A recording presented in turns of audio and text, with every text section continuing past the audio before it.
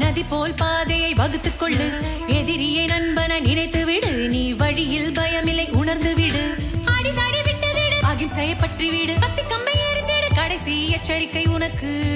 ஓ தர்மத்தின் பாதையில் நீ நடந்தால் தரணியை உன்னை கண்டு தலை வணங்கும்.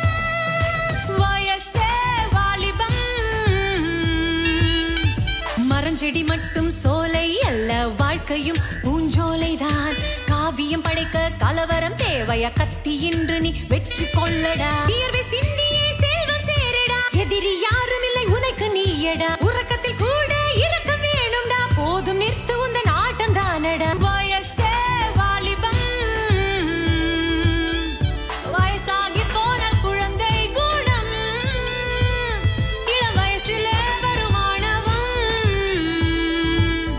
உன்னை வாழ விடாமல் அழுத்தி விடும்.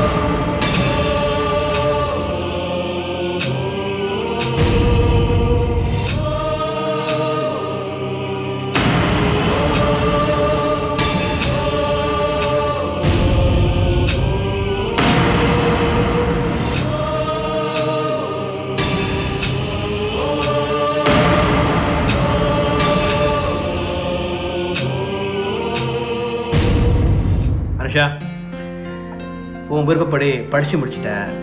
வேற என்ன செய்யறதா உத்தேசம்? சொந்தமா பிசினஸ் ஆரம்பிச்சு என் சொந்த கால்ல நிக்க ஆசைப்படுறப்பா. அப்போ அப்பாவுக்கு பிறகு அப்போட பிசினஸ் எடுத்து செய்யணுங்கிற ஆசையெல்லாம் இல்லையா? அப்படிலாம் இல்லப்பா, அதே பாத்துக்கிறேன். சரி, உன் ஆசை அதுவா இருக்கலாம். எங்களுக்குன்னு சில கடமைகள் இருக்குல்ல. இப்ப கல்யாணத்துக்கு என்னப்பா அவசரம்?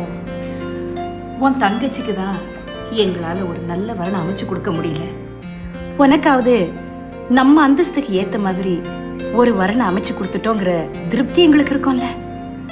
ஏமா உங்க திருப்திக்காக என்ன சீக்கிரம் கல்யாணம் பண்ணி போக சொல்றீங்களா? நல்ல காரியத்தை காலம் கடத்த கூடாதுமா, காலகாலத்தில் செஞ்சு முடிச்சிடணும். நீங்க ரெண்டு பேரும் பேசுற பார்த்தா மாப்பிள்ளை பார்த்து வச்சு சம்மதம் மட்டுமே எதிர்பார்க்குற மாதிரி இருக்கு. மாப்பிள்ளை உனக்கு நல்லா தெரிஞ்ச பையன் தான்மா. உங்க அம்மாவோட சொந்தக்கார பையன் ரமேஷ் தான். நல்லா படிச்சிருக்கான், நல்ல வேலையில் இருக்கான், கை நிறைய சம்பாதிக்கிறான். உனக்கும் பிடிக்குங்கிற நம்பிக்கையில தான் ஏற்பாடு பண்ணுவோம். அப்புறம் என்ன, ரெண்டு பேரும் ஒரு முடிவோட தான் பேசுறீங்க. நான் முடியாது சொன்னா விடவா போறீங்க? உங்க விருப்பம் தான் என்னோட விருப்பமோ. அப்பா, தங்கச்சியும் கல்யாணத்தில் கலந்துக்கிட்டா நல்லா இருக்கும். எனக்காக ஹரிணி கூப்பிடுங்கப்பா.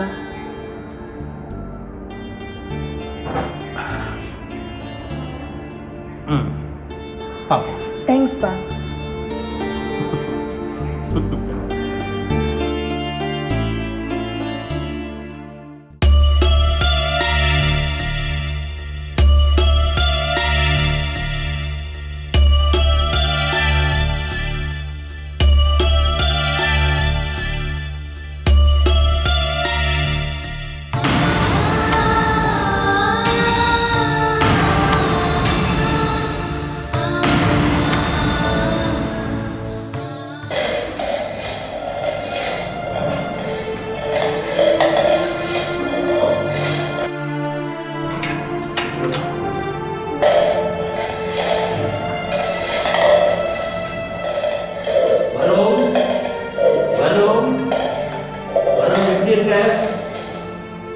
சாப்பிட்டியா?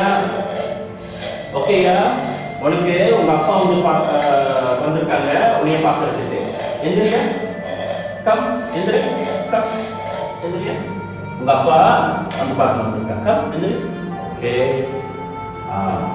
நல்லபடியா இருக்கணும். ஓகே. நான் காரி போட்டுருவாங்க. கை நீட்டுறியா? ஓகே. சரி கம்.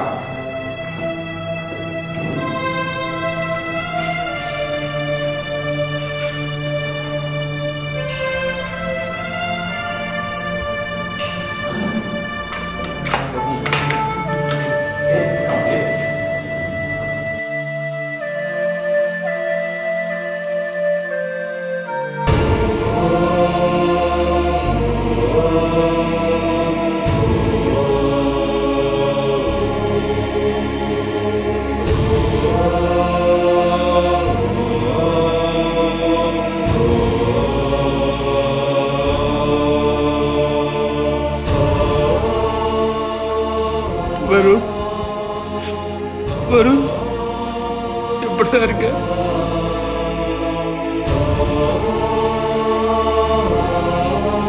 வருண், வருண் ஏன்டா என்கிட்ட பேச மாட்டேன்? அப்பா வந்திருக்கேன், பேசு. உனக்கு என்னடா ஆச்சு? ஏன்டா என்கிட்ட பேச மாட்டேன்?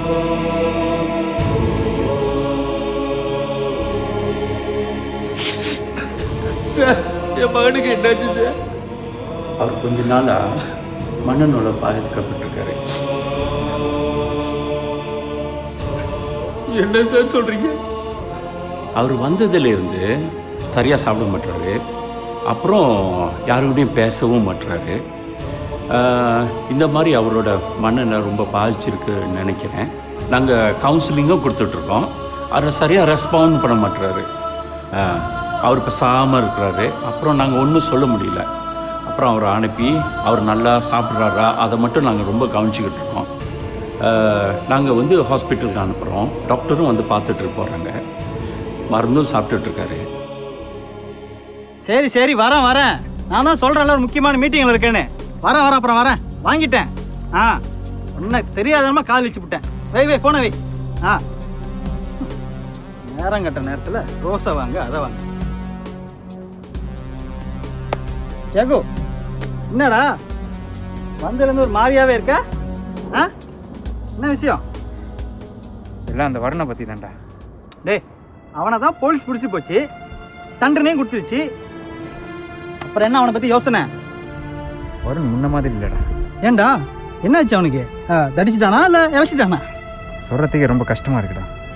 வருண் மனநோயாளி ஆயிட்டான்டா. ஏய் ஜகு, என்னடா சொல்கிற? உண்மைதான்டா சொல்கிறேன். நம்ம முன்னெல்லாம் எப்படி இருந்துட்டோம்? குடும்பத்தை பற்றி வாழ்க்கையை பற்றி கவலைப்படாமல் இருந்துட்டோம். இப்போ குடும்பத்தை பற்றி வாழ்க்கையை பற்றி யோசிக்கணும்னு தோன்றுறா. சரி, என்ன செய்ய போகிற? இதோட அந்த தப்பான வேலையை விட்டுட்டு படித்த படிப்புக்கு ஏதாவது வேலை செய்யலான்னு யோசிக்கிறேன்டா. டேய் ஜகு, நீ படித்த படிப்புக்கு வேணால் வேலை கிடைக்கும்டா. நான் படித்த படிப்புக்கு யாரா வேலை கொடுப்பா? இப்படி திடீர்னு நிப்பாட்ட சொன்னால் எப்படி நிப்பாட்டுறது? டேய், நீ தனியாக உட்காந்து நம்மளே நம்பி இருக்கிற அம்மா அப்பா இவங்கெல்லாம் பற்றி யோசிச்சு போடுற. கண்டிப்பாக நல்ல மனுஷனா வாழணும்னு உனக்கும் தோணும்டா. டேய் இப்போ நீ முடிவை என்னடா சொல்கிற? திருந்திடலான்னு சொல்கிறேன்டா. நான் திருந்திடலான்னு முடிவு பண்ணிட்டேன்டா. நீயும் திருந்தி வாழணும்னு ஆசைப்படுறேன். நீயே சொல்லிட்ட, இதை யோசிக்கிறதுக்கு என்ன இருக்கு? நானும் முயற்சி பண்ணுறேன்டா திருந்தி வாழ்கிறதுக்கு. கேட்கவே ரொம்ப சந்தோஷமாக இருக்குடா. வயசே வாலிபம், வயசாகி போன குழந்தை குணம்.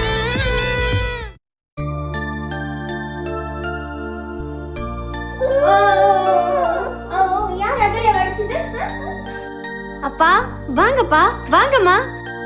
அக்கா வரலையாப்பா? உங்க அக்கா கல்யாண பொண்ணு இல்ல, அதான் வெக்கப்பட்டுட்டு வரலன்னுட்டா. அக்காவுக்கு கல்யாணமா?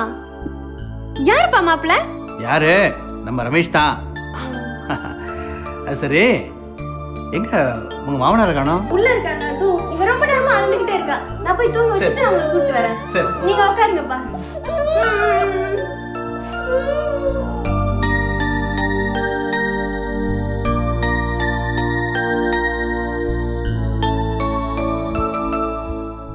அட சமந்தி, எப்படி இருக்கீங்க?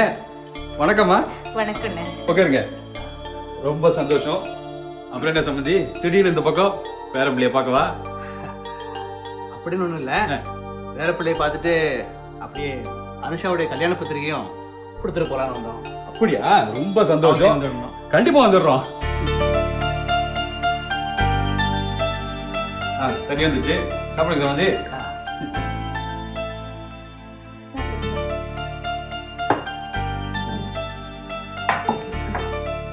மாமாவை கொடுக்கலையாமா? அதெல்லாம் வேணாம் சமந்தி, இப்பதான் தண்ணி சாப்பிட்டேன். சரி, வருணை போய் பார்த்தீங்களா? எப்படி இருக்கிறாரு? போன வாரம் தான் சமந்தி போய் பார்த்துட்டு வந்தேன். ஏதோ இருக்கிறான். எனக்கு என்ன சொல்றதுனே தெரியல சமந்தி. என்னத்த சொல்றது?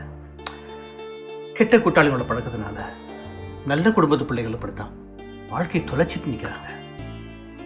பெற்றவங்க என்னதான் கண்டிப்பா இருந்தாலும் அறிவுரைகளை சொல்லி சொல்லி வளர்த்தாலும் கூட்டாளிங்கன்னு வந்துட்டா அவங்க சொல்றது தானே இவங்களுக்கு வேத வாக்கா போயிடுது. வயசு கோளாறு, பின் விளைவுகளை பத்தி கொஞ்சம் கூட யோசிக்கிறது இல்லை. பெற்றவங்க சொல்றத காதுல வாங்கிக்கிறதும் இல்லை. என்னங்க நீங்க கொஞ்சம் சும்மா இருங்களேன். அவரே பாவம் அண்ணியும் அருணையும் நினைச்சு கவலைப்பட்டுக்கிட்டு இருக்கிறாரு. நீங்க வேற அவர் மனசை கஷ்டப்படுத்துறீங்க. அதெல்லாம் ஒண்ணும் இல்லம்மா. சமந்தி உண்மையை தானே சொல்றாரு. சரிங்க சமந்தி, இந்த நிறைய இடங்கள்ல பத்திரிக்கை கொடுக்க வேண்டியிருக்கு. நாங்கள் புறப்படுறோம். சரிங்க சமந்தி, பார்த்து போயிட்டு வாங்க. புறப்படுறோமா? சரிப்பா. சரி, நீ கண்டிப்பா வந்துரு. உங்க அக்கா உன்னை ரொம்ப எதிர்பார்ப்பா. கண்டிப்பாம்மா.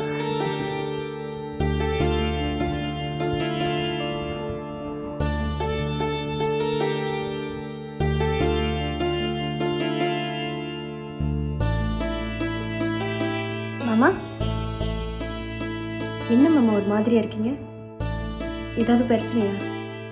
உனக்கு ஒரு நல்ல இடத்துல மாப்பிள்ளை பார்த்து நல்ல இடத்துல கல்யாணம் பண்ணி கொடுக்க உன் அப்பா அம்மா எவ்வளவு பெரிய மனக்கோட்டை கட்டியிருப்பாங்க. ஆனா இப்போ உன் வாழ்க்கை இப்படி ஆயிடுச்சுன்னு நினைச்சு அவங்க மனசு எவ்வளவு வேதனைப்பட்டிருக்குமா.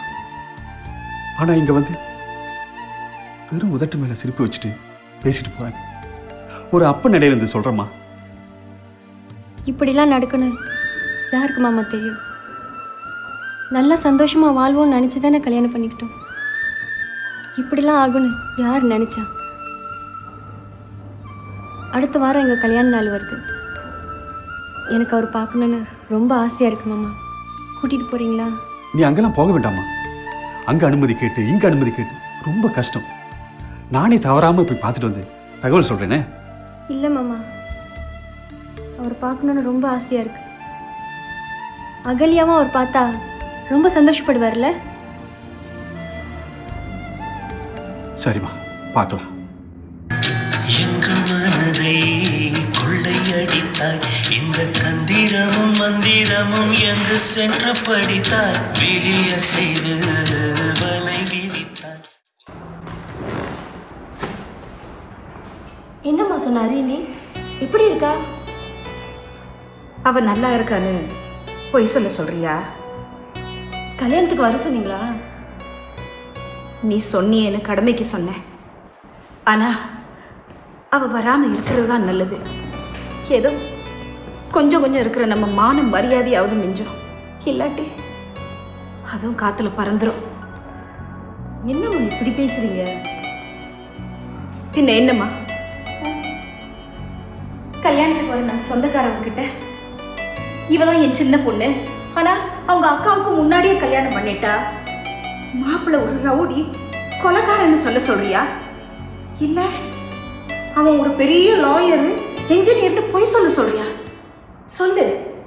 ஒருவேளை கல்யாணத்துக்கு வந்தவங்க மாப்பிள்ளை எங்கன்னு கேட்டா என்னை என்னம்மா பண்ண சொல்ற? நான் என்ன சொல்ல? மாப்பிள்ளை ஜெயில இருக்கான்னு சொல்லட்டா, இல்ல வெளியூர்ல இருக்கான்னு சொல்லட்டா, இல்ல கூட்டத்துல எவனையாவது ஒருத்தனை கை கட்ட சொல்றியா? சொல்லுமா, நான் என்ன செய்ய? அம்மா, தப்பு செய்யறது திருந்துறதும் மனுஷனோட வாழ்க்கையில சகஜமான ஒண்ணு. அதுக்குன்னு அவங்கள மறுக்கிறதோ அடியோடு வெறுக்கிறதோ எந்த வகையில நியாயமா? இத பாரு, நியாயம் அநியாயத்தை பத்தி பேசுறதுக்கு நான் இப்ப விரும்பல. அதுக்கு எனக்கு நேரமும் இல்லை. எதுவும் பேசுறதுனா உங்க அப்பா கிட்ட பேசிக்க. என்னப்பா இப்படி பேசிட்டு போறாங்க? அம்மா, உங்க அம்மாவுக்கு ஓ மேலையும் ஹரிணி மேலையும் உயிர்மா. 10 மாதம் சுமந்து பெத்தவல்ல, அவளுக்கு தான் அந்த வலி தெரியும். அதாம்மா அப்படி பேசிட்டு போறா. மற்றபடி அவளுக்கு எந்த கோபமும் இல்லைம்மா. ஹரிணி கல்யாணத்துக்கு வருவாளாப்பா? எங்களுக்காக இல்லாட்டியும் உனக்காக நிச்சயம் வருவாம்மா.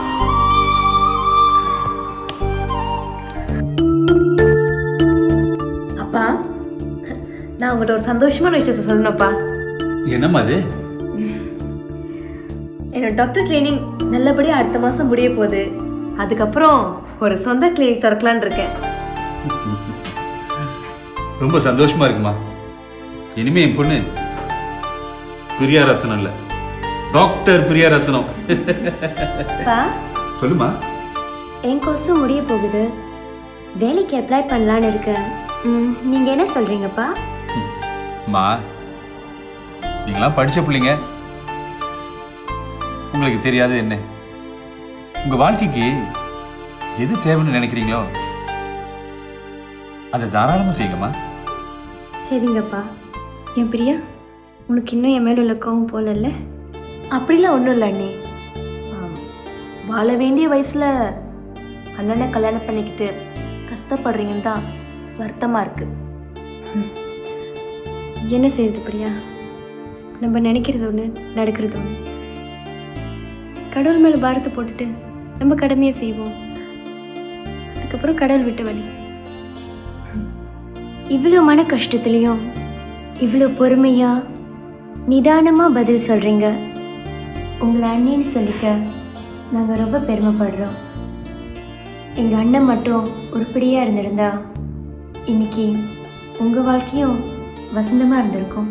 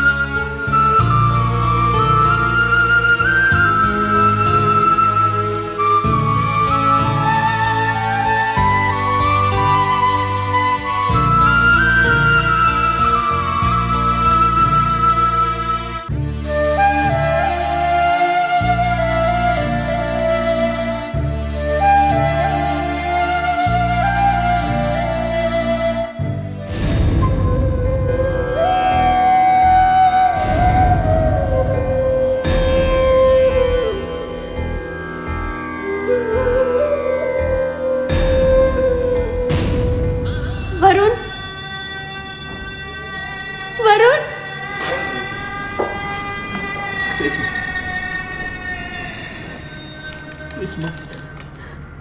வருண் வருண் நான் வாரினி வந்திருக்கு வருண் வருண் என்ன பாருங்க என்ன மாமா தெரியாத மாதிரி இருக்காரு வருண் பேசுங்க வருண் வருண் காதுல வச்சு பேசுங்க பேச மாட்டாரு மாமா பேசுமா பேசு ஹலோ வருண் வருண் பேசுங்க வருண் வருண் நான் வாரினி வந்திருக்கு பேசுங்க பேசுங்க வருண் மாமா என்னாச்சு மாமா என்ன மாமா ஒண்ணுமே பேச மாட்டீங்க சொல்லுங்க சார் என்னாச்சு சார் அவர் மனநோயில் ரொம்ப பாதிக்கப்பட்டிருக்காரு. அவர் சரியாக சாப்பிட மாட்டுறாரு, சரியாக தூங்கவும் மாட்டுறாரு. நாங்கள் ரொம்ப போதனை சொல்லியிருக்கோம், ஆனால் அவர் ரொம்ப கேட்குறாப்பும் இல்லை. நாங்கள் ஹாஸ்பிட்டலுக்கும் அனுப்பியிருக்கோம், மருந்து கொடுத்துருக்கோம். ஆனால் அவரோட கண்டிஷன் ரொம்ப மோசமாகிட்டே இருந்திருக்கு. ஸோ அடுத்த தடவை நீங்கள் வரதா இருந்தால் நீங்கள் தஞ்சாவூர் தான் ஹாஸ்பிட்டலில் தான் போய் பார்க்கணும்.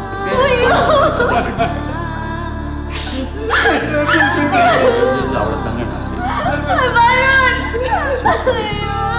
மாமா என்ன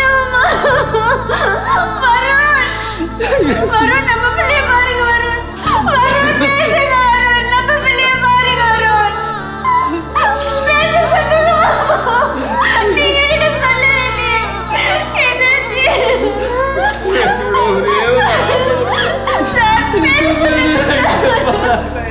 சார்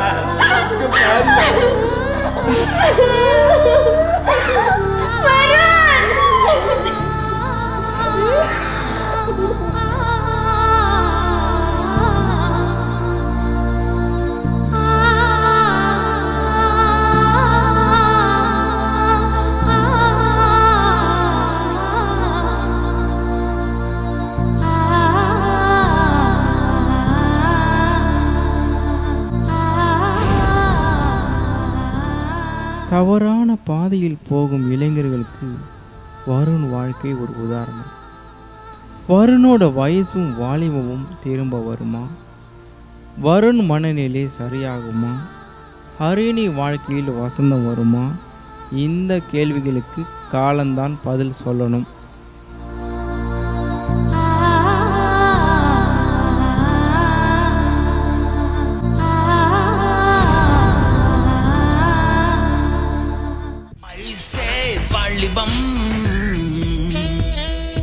வயசாகி போனால் குழந்தை குணம், இளம் வயசிலே வரும் மாணவம் உன்னை வாழ விடாமல் அழுத்திவிடும். இளம் ரத்தம் ஓடுவதால் யமனையும் எதிர்ப்பான். ஒரு போட்டி என்று வைத்தால் இமயத்தை தகர்ப்பான். சண்டை என்று வந்து விட்டால் கண்ணை மூடி அடிப்பான். சொந்த பந்தம் பார்ப்பதில்லை பொதுவாகத்தான். மதிக்கெட்டு போனவன் மனிதனும் இல்லை. மதுவினால் மயங்கு நீ போவது சரியில்லை. யோசித்து பார்த்தால் நீ நல்ல பிள்ளை. பொறுமையில் உள்ளது வெற்றியின் எல்லை. கோபம் என்பது கோழையின் ஆயுதம். அன்பு என்பது ஆண்டவன் ஆலயம். ஐசே வாலிபம் வயசாகி போனால் குழந்தை குணம், இளம் வயசிலே வரும் மாணவம்